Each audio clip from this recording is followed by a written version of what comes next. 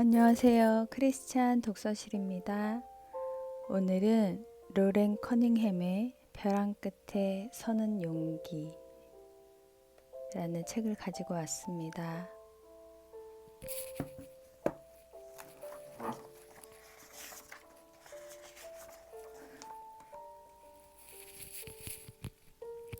이 책은 두 부류의 독자, 그것도 다른 목적과 이유로 이 책을 읽는 아주 다른 두 부류의 독자를 위한 책이다. 한 부류는 전임으로 일하는 선교사나 앞으로 선교사가 될 사람들이다. 그러나 사람은 재정 문제에 관해 당당히 나아가 하나님을 믿고 하나님의 뜻에 따르는 법을 알아야 한다. 또 다른 독자층은 세속적인 직업을 가진 평신도들이다. 그러한 사람도 마찬가지로 하나님을 따르는 법뿐만 아니라 하나님이 기적을 이루시는 분임을 믿는 법을 알아야 한다. 이렇게 다른 두 독자를 대상으로 책을 쓰면 안 된다. 그렇지만 하나님께서 그렇게 쓰게 하셨는데 하나님의 일은 서로 협력하지 않고는 할 수 없는 일이기 때문에 두 부류의 독자가 함께 읽어야 하는 것이다. 이 책에는 세계 선교 주역들인 한 사람 한 사람에 관한 이야기가 나와 있다. 성실하게 지역 교회를 섬기는 사람, 하나님의 일을 위해 기도하고 헌금을 하는 사람, 선교사로 바깥으로 나가는 사람이 바로 그들이다. 일꾼들 저마다 하나님이 계획하시는 일에서 중요한 사람들이기 때문에 당신은 이 책을 모두 읽겠는가 하는 특별한 질문을 하나 하겠다.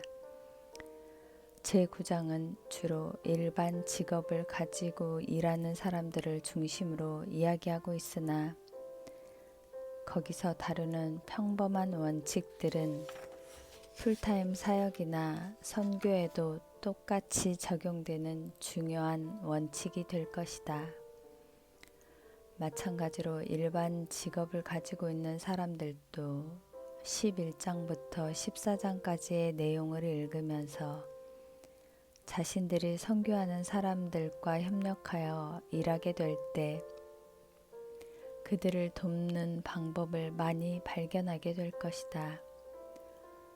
이 책 전체를 통해 우리가 경험한 것들 대부분은 31년 동안 200여 나라 되는 곳에서 선교 사역을 감당하도록 하나님께서 공급하신다는 것을 믿는 믿음에서 나오는 것임을 깨닫게 될 것이다.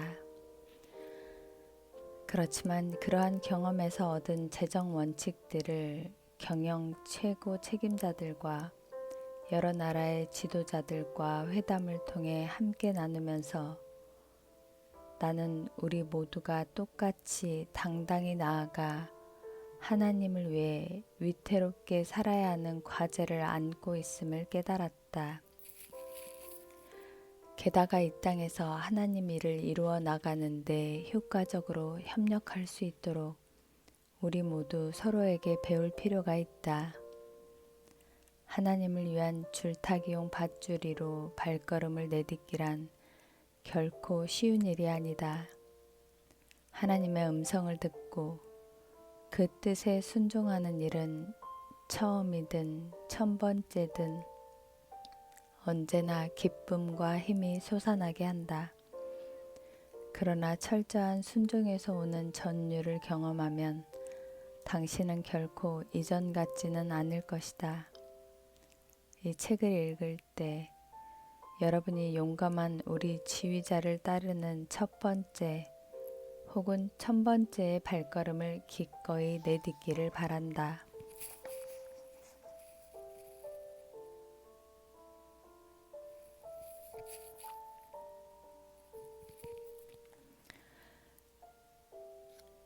일리보 섬에 있는 나이지리아 동부 지역에 난 울퉁불퉁한 길을 털털거리며 가고 있을 때 먼지 구름이 공중을 가득 메웠다. 마중 나온 월터 코넬슨 씨를 힐끗 보니 건강해 보이는 얼굴이 땀과 흙먼지로 얼룩져 있었다. 이 나이든 선교사 부부와 닷새 동안 함께 지낼 예정이었다. 그토록 기다리던 닷새였다. 나는 젊었고 그때 막 선교를 시작했지만 코넬슨 씨와 함께 전도 모임을 열 생각을 하니 편안한 마음이 들었다. 무엇보다도 가슴 뛰는 일은 믿지 않는 이부 사람들에게 닷새 동안 저녁 설교를 한다는 사실이었다. 로렌 와줘서 기쁩니다 하고 월터 씨가 얼굴을 돌리며 말했으나 속력은 조금도 떨어지지 않았다. 차 앞에서 닭들이 꽥꽥거리며 야단스럽게 달아났다. 이 마을 한 곳에서 넉 달 동안 하루 저녁도 빠짐없이 날마다 말씀을 전해왔소 하고 선교사는 빙그레 웃으며 이야기했다.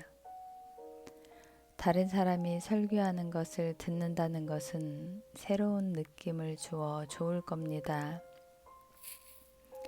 고개를 끄덕이며 막 대답을 하려던 참에 쿵 하고 부딪히는 소리가 났다. 그리고는 투닥투닥 툭 하고 딱딱한 비포장 도로에 차가 부딪히는 불쾌한 소리가 났다. 차가 흔들렸지만 월트 씨는 핸들을 꽉 잡고 차를 세웠다. 설명이 필요 없었다. 월트 씨와 함께 차의 이상을 알아보려고 차에서 내렸다. 타이어 새는 소리는 세계 어디서나 똑같다. 맙소사 어쩐다지? 하고 월트 씨가 소리치며 스페어 타이어를 찾으러 차 뒤편으로 갔다가는 또 한 번의 낭패감으로 어깨가 축 처져서 돌아왔다. 무슨 일이에요? A 누구에선 타이어를 살 수 없나요? 하고 물었다. 그야 살 수 있지만 렌치와 볼트를 가지고 씨름하고 있던 선교사의 목소리는 점점 기어들어갔다. 우리가 차에 다시 앉은 뒤로 월트 씨는 별로 말을 많이 하지 않았고 차는 느릿느릿 갔다. 마침내 월트 씨가 말을 꺼냈다. 실망시켜드려서 미안합니다. 사람들에게 당신을 데리고 갈 수가 없게 되어 정말 미안하게 생각해요. 그러나 조금만 있으면 새 타이어로 바꿀 돈이 마련될 겁니다. 여기선 세금까지 다해 $45 정도 들지요. 어떻게 해야 할지 모르겠군요. 작은 소리가 내 속에서 들려왔다. 네게 $45가 있어. 예, 그렇지만 내가 가진 것이라곤 그것뿐이에요. 나는 저항했다. 그리고 닷새 뒤면 아는 사람들과 비교적 안심하고 지내다가 이곳을 떠나 수단 카툼으로 비행기를 타고 가 거기서 이틀 동안 머무를 것입니다. 이틀 동안 낯선 도시에서 말입니다. 그러려면 묵어야 할 곳이 있어야 하고 밥값, 버스 요금 그러한 것들을 생각해 보면 $45도 부족할 겁니다. 그리고 나서 나는 생각하였다. 어머니 아버지라면 월트 씨에게 그 돈을 드렸을 거야. 마지막 남은 돈이라 하더라도 말이야. 나는 부모님이 25년 동안 하나님을 믿으며 다른 사람들에게 베풀었던 것을 지켜보았고 하나님은 부모님을 실망시킨 일이 한 번도 없었다. 월트 씨, 타이어를 제가 사겠어요. 당장 그걸 사러 갑시다 하고 나는 말했다. 월트 씨는 조금 마다했다. 무슨 소리입니까? 선교사님은 앞으로 가야 할 길이 멀어요. 그러나 나는 우겼고 마침내 우리는 먼지가 자욱한 길가에서 가게를 하나 찾아냈다. $42가 들었다. 그때 주머니에는 $3가 남아 있었지만 코넬슨 부부는 그 사실을 몰랐다. 힘은 들었지만 닷새간의 생활은 시작되었고 밤낮으로 놀라운 나날들이었다. 가는 동네마다 도착해서 복음에 관한 영화를 보여주려고 기구를 설치하기 시작하면 당장의 사람들 무리가 요술처럼 숲을 사이에서 나타났다. 때때로 어두워질 무렵이면 사람들은 수천 명이나 되어 화면 바로 앞까지 빽빽하게 들어차는 때도 있었다. 영화 상영이 끝나고 난 뒤에 나는 전기 메가폰을 들고 통역관의 도움으로 설교를 했다. 멋진 일이었다. 그러나 나만이 아는 운명의 토요일이 다가오고 있었다. 내겐 여전히 $3뿐이었다. 카툼에서는 어떻게 하지? 날마다 나는 월트 씨가 일상적으로 우체국에 들를 때면 혹시나 하고 은근히 기대를 했다. 아마 뭐가 들어있는 내게 온 편지가 있을 거야. 그러나 내가 이곳에 있다는 것을 아는 사람이 어디 있겠는가? 편지가 이곳 2보섬까지 나를 찾아올 수 있을까? 마지막 날 나와 함께 숲풀지대를 가던 길에 월트 씨는 한 번 더 우체국에 들렸다. 월트 씨는 느릿느릿 걸어서 차가 있는 곳으로 돌아왔는데 우편물 꾸러미를 뒤지느라 커다란 몸집이 조금 구부정해 있었다. 이것 봐요, 로렌 씨. 사람들이 여기서부터 당신을 찾아냈군요. 하고 월트 씨가 말했다. 그러고는 로스앤젤레스에 사는 친구 몇이 보낸 편지를 하나 건네주었다. 나는 편지를 열어보며 침을 꿀꺽 삼켰다. $150였다. 그들은 전에 한 번도 내게 무엇을 준 일이 없는 사람들이었다. 나는 하나님의 신실하심에 놀라지 말았어야 했다. 그러나 어쨌거나 하나님을 의지하며 돈이 어디서 들어올지 모르면서 위태롭게 살고 있을 때에는 그러한 하나님의 신실하심이 결코 평범한 일이 될 수 없다. 여러분이 어떤 생각을 하리라는 것을 나는 알고 있다. 이렇게 말할 것이다. 물론 하나님께서 바로 그때 당신을 도우셨지만 조금 더 위험한 입장이 아니었소. 돈이 하나도 없는 채 카툼에 있지 않았으니까. 코넬 씨 댁에 돈이 올 때까지 머무를 수도 있었을 거요 하고 말이다. 애비와 레오나의 경우를 말하겠다.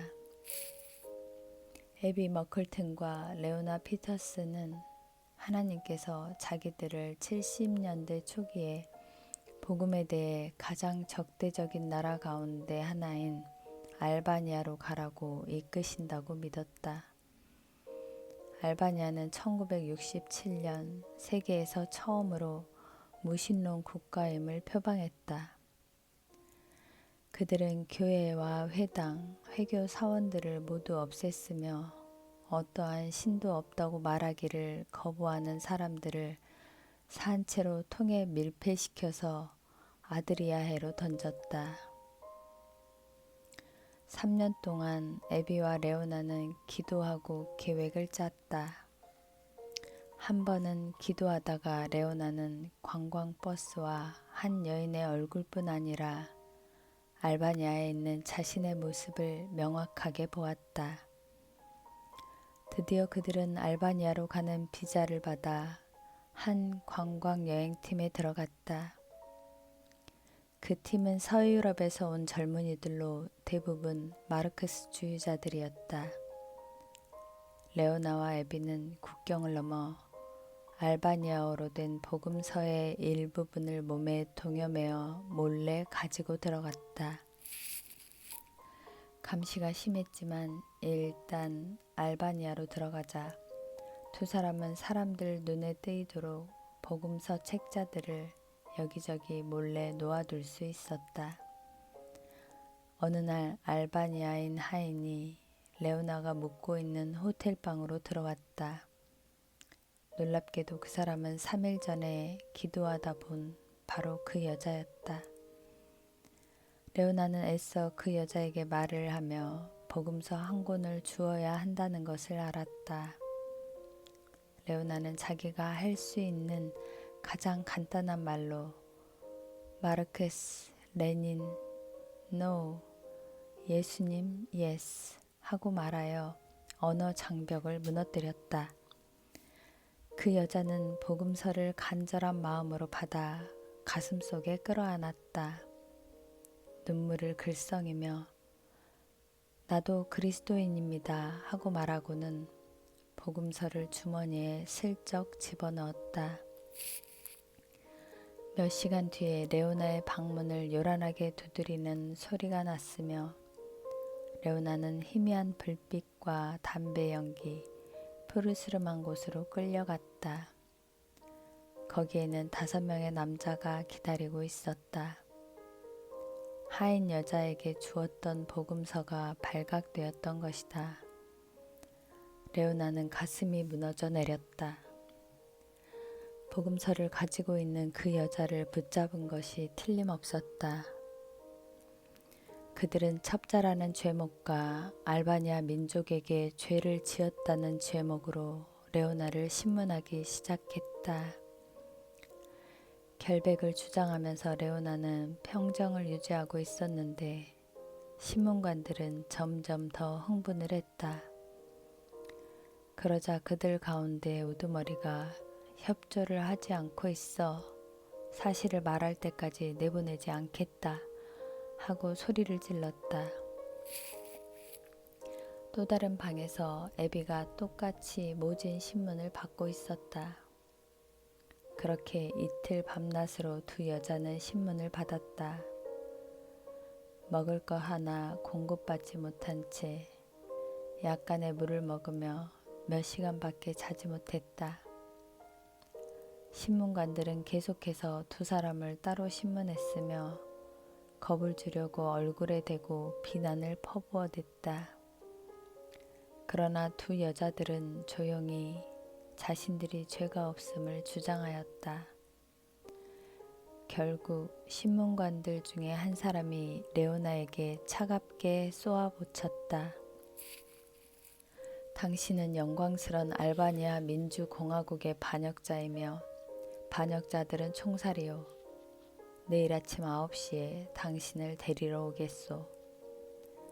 그 다음날 아침 신문관들이 와서 두 사람을 거칠게 방에서 끌고 나갔다.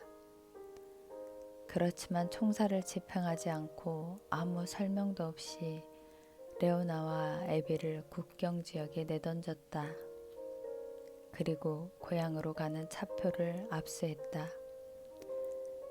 이미 총살대에 설 위기를 넘겼으니 크게 문제될 것이 없는 듯이 보일 수도 있다. 그렇지만 두 사람은 계속해서 신앙을 위협하는 커다란 문제들에 부딪혔다. 무거운 여행 가방을 든 두 여자는 알바니아와 유고슬라비아가 대립하고 있는 사람이 살지 않는 습한 10km의 국경지대를 건너야 했다. 그리고는 1000km나 되는 유고슬라비아 해안을 건너가야 했으며 북이탈리아를 지나 알프스를 넘어 스위스로 들어가서 어떻게든 하여 고향인 로잔으로 돌아가야 했다. 돈도 거의 없고 차표도 없고 그 나라들에 대한 지식도 없고 말도 모르는데 하나님께서 자신들을 고향으로 인도하시리라는 것을 믿을 수 있었을까? 두 사람은 믿음으로 행했다. 결국 자신들을 총살대에서 구원하실 수 있었던 하나님은 자신들이 고향으로 돌아갈 길을 찾도록 도우시리라는 것을 분명히 믿을 수 있었던 것이다. 일련의 작은 기적들이 있었다. 사람이 살지 않는 땅에서 거짓말처럼 택시가 나타났으며 게다가 운전사는 돈도 받지 않고 그들을 국경선까지 데려다 주겠다고 했다. 거기서부터 두 사람은 자동차를 얻어 타는 오래된 방법으로 계속 차를 얻어 탔다. 그러나 유고슬라비아와 이탈리아 국경 바로 앞에 이르렀을 때 일어났던 일은 정말 신기하다. 때는 저녁 7시였다. 두 사람은 이탈리아 국경에서 조금 떨어진 곳에서 어떻게 할지를 결정하려고 서 있었다. 그들은 이탈리아 돈이 하나도 없었다. 밤에 히치하이크로 이탈리아를 지나는 것이 안전했을까? 바로 그때 말쑥한 차가 그들 곁에 차를 갖다 대었다. 에비는 국경을 지나기 위해 자기네들이 가려는 곳을 가리키면서 운전사에게 몸짓을 해보였다. 운전사는 고개를 끄덕이며 한마디 말도 없이 두 젊은 여자들을 태우고 그들의 짐을 차에 싣고는 국경을 향해 급히 달렸다. 국경선이 있는 곳에 이르니 검사와 여권 조사를 기다리며 차들이 길게 늘어서 있는 것이 보였다.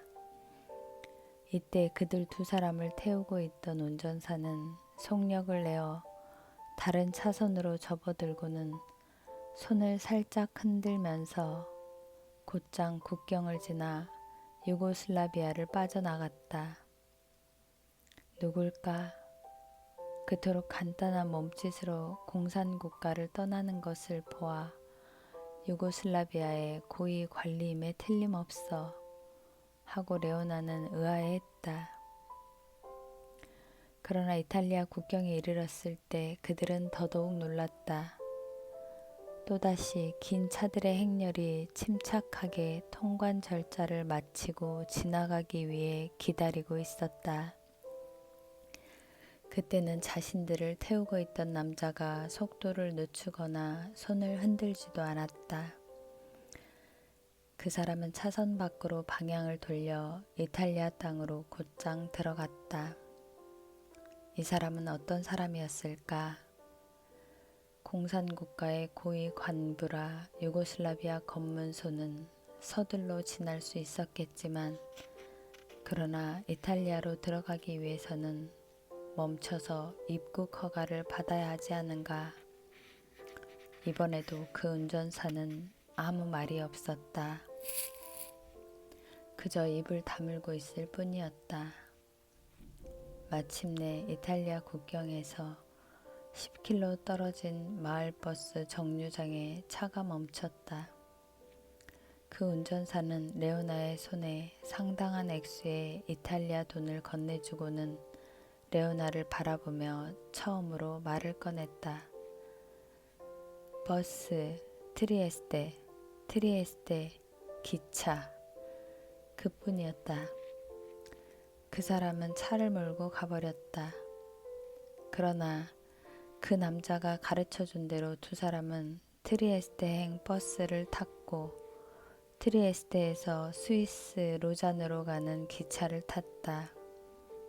이미 가지고 있던 얼마 안 되는 돈과 함께 이름 모를 침묵의 남자가 준 돈은 두 사람이 고향으로 무사히 돌아오기에 충분했다. 이 이야기가 이상하거나 경험할 수 없는 이야기처럼 들리는가? 집으로 가는 방향과 필요한 물건들까지 마련하실 만큼 하나님께서는 참으로 실제적이고 구체적인 분이신가? 이 책을 읽으면서 여러분도 어떠한 상황에 있든지 어떠한 문제에 부딪히든 간에 하나님을 믿을 수 있는 법을 배우게 되리라고 믿는다. 재정 문제에 관해 하나님을 믿는 여러 가지 방법이 있다. 우리는 하나님께서 다양한 방법으로 공급하시는 가운데 믿음으로 사는 법을 배울 수 있다. 그리고 우리는 당당히 나아가 하나님께서 우리에게 일하시는 것을 볼 수 있다. 무엇보다도 하나님의 방법을 배울 수 있다. 믿음의 생활을 경험하고 나면 자신의 일상적인 생각을 쫓지 않게 된다. 국제 예수 전도단이 수적으로나 선교 활동으로나 급격하게 성장하는 것을 지켜본 사람들이 어떻게 그토록 빠르게 많은 일을 할 수 있었느냐는 질문을 하였다. 나는 사람들에게 내가 YWAM을 세운 것이 아니라 하나님께서 세우신 것이라고 말한다.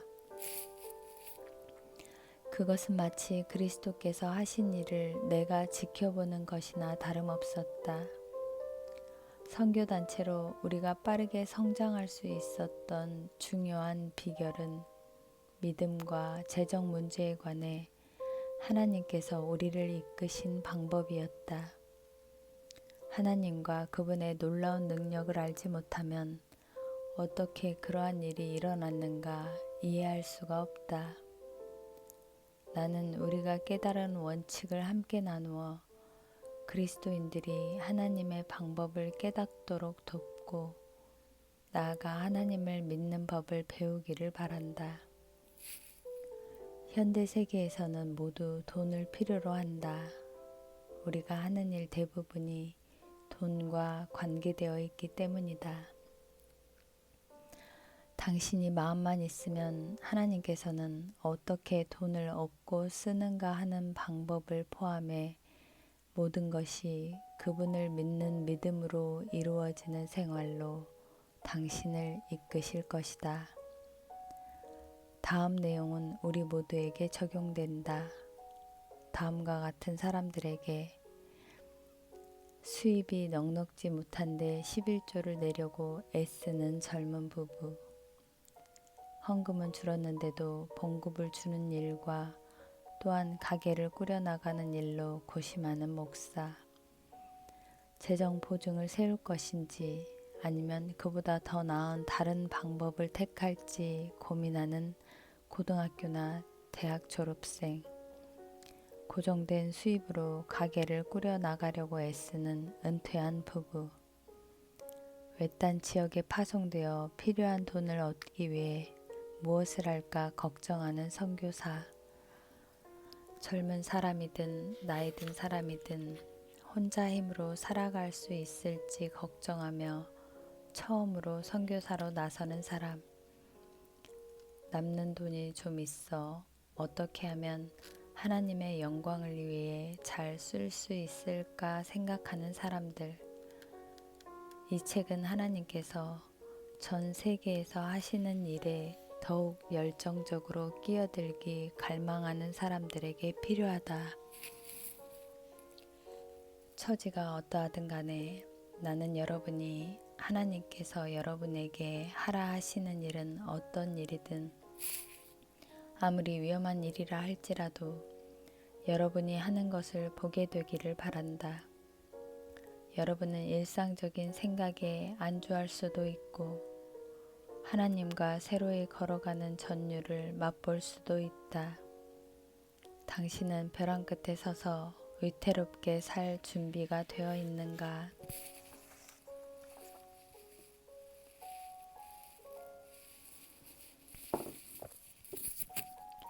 두 번째 이야기, 걱정하는 새를 본 적이 있는가? 걱정하는 새를 본 적이 있는가? 이마에 주름이 깊이 패인 사람을 본 일이 있는가?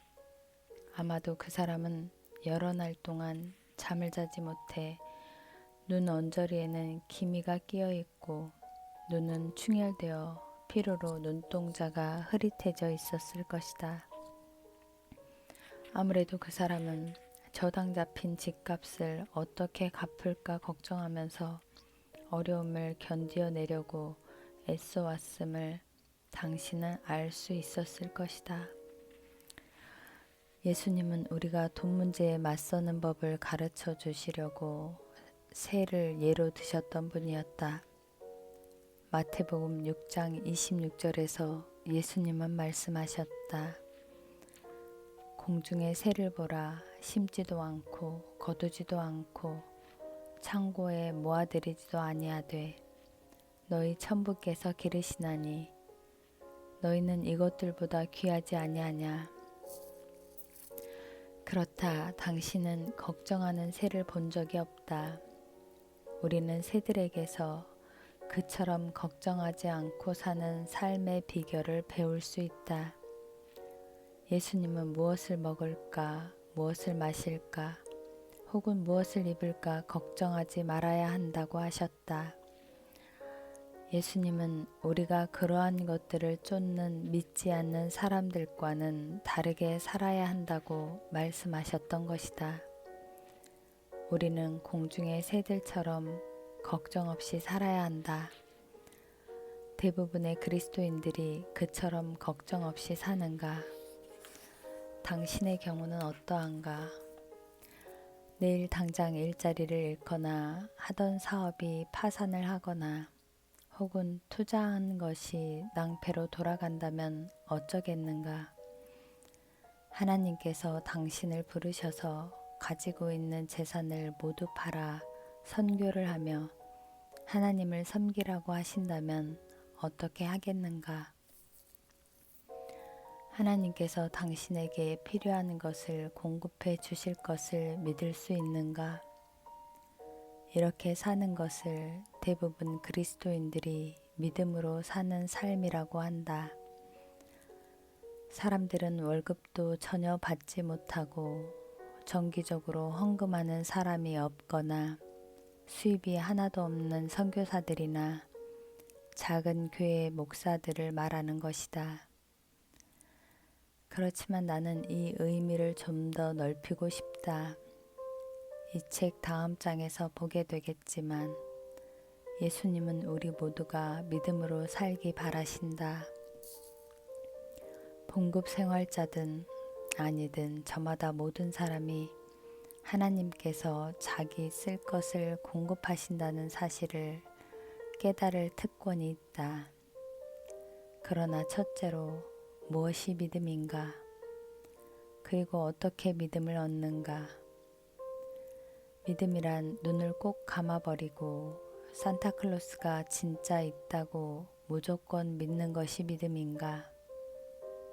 아무리 열심히 믿어도 산타클로스가 실제 인물이 되지는 않을 것이다. 산타클로스에 대한 생각은 순수한 공상이다.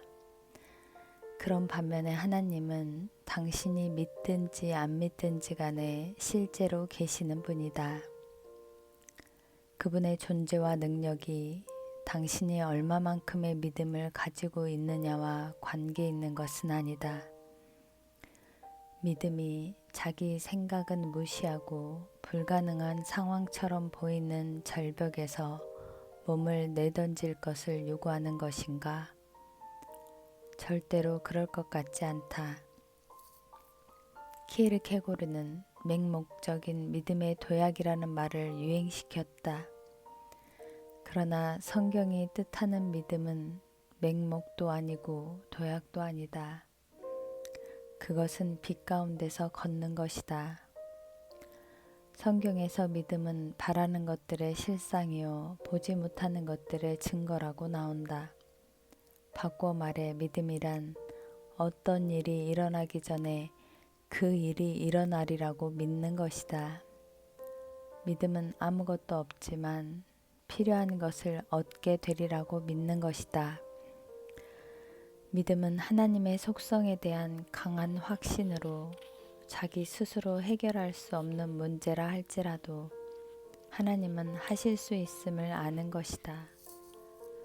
성경이 뜻하는 믿음은 자신의 이기적인 욕심으로 몹시 바라는 것을 바탕으로 믿음이 있으면 바라는 것들을 얻는다는 부질없는 기대가 아니다.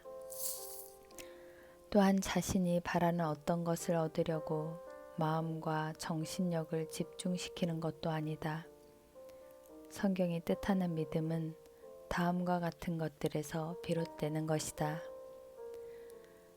하나님이 당신이 무엇을 하길 바라시는지 아는 것과 하나님께서 당신에게 하라고 보이시는 것은 무엇이나 따르는 것과 하나님이 계획하시는 때에 하나님 방법대로 나 자신이 할 수 없는 일을 하나님께서 하심을 믿는 것. 자주 부르는 찬송으로 의지하고 순종하는 길은 복된 길이로다 라는 곡이 있다. 나는 그 말의 순서를 순종하고 의지하는 길은으로 바꾸자고 제안하며 하나님께서 먼저 일을 시작하시게 하기를 바란다. 로마서 10장 19절에선 믿음은 들음에서 나며 들음은 그리스도의 말씀으로 말미암았느니라고 말한다. 믿음은 기록된 하나님 말씀인 로고스와 개인적으로 당신에게 생생하게 구체적으로 하시는 말씀, 레마를 통해 하나님께서 당신에게 이야기하시는 것을 듣는 것을 바탕으로 한다. 성경이 뜻하는 믿음은 어떤 어리석은 일을 선포하고 그것이 일어나기를 기다리는 것이 아니다. 하나님이 당신에게 불가능한 것처럼 보이는 일을 하라고 하시더라도 그 일은 결코 어리석은 일이 될 수 없다. 성경이 말하는 믿음은 하나님 음성을 듣는 것에서 시작한다. 성령님의 참된 이끄심인 레마는 결코 말씀인 로고스나 로고스를 쓰신 분의 성품과 어긋나지 않는다. 하나님께서 당신이 무엇을 하길 원하시는가를 아는 것이 성경이 뜻하는 믿음의 첫 단계이다. 두 번째 단계는 하나님께서 당신에게 하라고 보여주신 것을 순종하는 일이다. 성경이 뜻하는 믿음은 당신 쪽에서 행동하길 요구하는 것이다. 그것은 수동적인 믿음이 아니다. 이러한 예로 특기할 만한 일이 몇 년 전에 우리가 스위스 전도 전략학교에서 살고 있을 때 일어났다. 나는 몇 명의 젊은이들과 함께 중보기도를 하고 있었는데 그때 주님은 내게 우리 선교단체가 곧 농장을 갖게 될 것이라는 느낌을 심어주셨다. 참으로 깜짝 놀랄 만한 일이었다. 우리는 농장을 얻으려고 기도하고 있지 않았지만 농장이라는 말이 마음속에 아주 또렷하게 떠올랐다. 그때 당시 우리 YWAM은 선교 훈련과 전도 활동하는 데 쓸 장소가 몇 군데 있었다. 나는 내가 받은 느낌을 우리 작은 모임 사람들에게 말하였고 우리는 함께 그 생각이 하나님으로부터 온 것인지 알 수 있게 해달라고 기도했다. 나는 재빨리 잘 생각해 보았다. 젊은 선교사들과 다른 사람들에게 먹을 것을 제공해 줄 뿐만 아니라 젊은 선교사들을 가르치는데 농장이 얼마나 근사한 곳이 될 수 있는지를 깨달을 수 있었다. 곧 주님이 내게 하신 말씀을 기도 모임 가운데 다른 한두 사람이 확신을 얻었다. 그래서 감사기도로 기도 시간을 끝마쳤다. 우리는 하나님께서 그 일이 일어나게 하실 것을 믿었다. 다음 날은 토요일이었다. 나는 조깅을 하느라 봄날 아침 안개 속을 가르며 나아가고 있었다. 그때 나는 우리 학교 가까운 곳에 있는 농장을 지나갔다. 경매를 하고 있었는데 농기구들을 모두 팔고 있었다. 순간적으로 내가 무슨 일인가 해야 한다고 느꼈다. 주님이 전날 약속하셨던 것을 열심히 쫓는 믿음의 행동이 필요했다. 나는 바삐 돌아와 우리 스텝 중에 프랑스 말을 하는 조 포탈과 앤 수테 두 사람을 데리고 갔다. 우리는 진마차의 경매가 끝나기 전에 경매하던 곳으로 되돌아가서 가시철사 감아놓은 것과 우유통을 샀다. 우리는 트레일러처럼 차 뒤에 마차를 끌고 집으로 왔다. 그리고는 학교 앞 잔디밭에 그 집마차를 세워두고 하나님께서 우리에게 농장을 주실 때까지 곁에 있는 다른 물건들을 치워두었다. 그러한 행동이 어떤 사람들에게는 어리석게 보일 수도 있었지만 우리는 하나님께서 그것을 약속하셨으며 그 약속을 이루시리라는 것을 믿을 정도로 순전한 마음가짐을 갖고 있었다. 그 주말에 YWAM에 속한 유럽인 가운데 한 사람이 부모님을 찾아뵈러 고향으로 갔다. 그 자매는 스위스에서 목회 활동을 하는 아버지에게 우리가 농장을 갖게 될 거라고 하나님께서 우리에게 말씀하셨어요 하고 말했다. 도래의 부모들은 싱거운 소리로 여기거나 그러한 말을 한다고 나무라기조차 했을지도 모른다. 그러나 그 젊은 아가씨의 아버지는 마침 아름다운 농장에서 열리던 성직자 회의에 참석을 하려던 참이었다. 그 회의 지도자들은 오랫동안 자기들이 할 일을 다 끝냈다고 여겨오던 참이었다. 그들은 농장을 건네줄 기독교 단체를 3년 동안 찾고 있었다. 그리하여 우리는 $100만 농장을 거저받았다. 농장을 얻는데 가장 많이 든 돈이라고 해봐야 스위스 돈 1000프랑이었다. 그것은 내가 집마차와 가시철사 감아놓은 것과 우유통을 사는데 지불했던 돈이었다. 20년이 지난 지금까지 스위스 버티니에 있는 이 농장은 젊은이들을 훈련시키고 많은 선교사들에게 먹을 것을 제공하는 장소가 되어 왔다. 그 집마차는 농장으로 옮겨갈 때까지 잔디를 꾸미는 장식물로 남아있다가 그곳에서 마침내 풍상을 겪은 탓으로 부서졌다. 그때 앤수테의 집마차 조각을 하나 보관해 두었다가 나중에 내게 준 스크랩한 성경 장식판 바탕으로 썼다. 그 장식판은 하나님이 말씀하실 때마다 순종하는 길로 나아가면 하나님께서 공급하실 것임을 끊임없이 생각나게 하는 물건이다. 성경에 나타난 놀라운 기적들을 생각해보라. 흔히 순종할 것을 먼저 요구한다. 여리고 성벽이 무너졌으나 여러 번 성을 도는 행진이 있고 난 다음에야 무너졌다.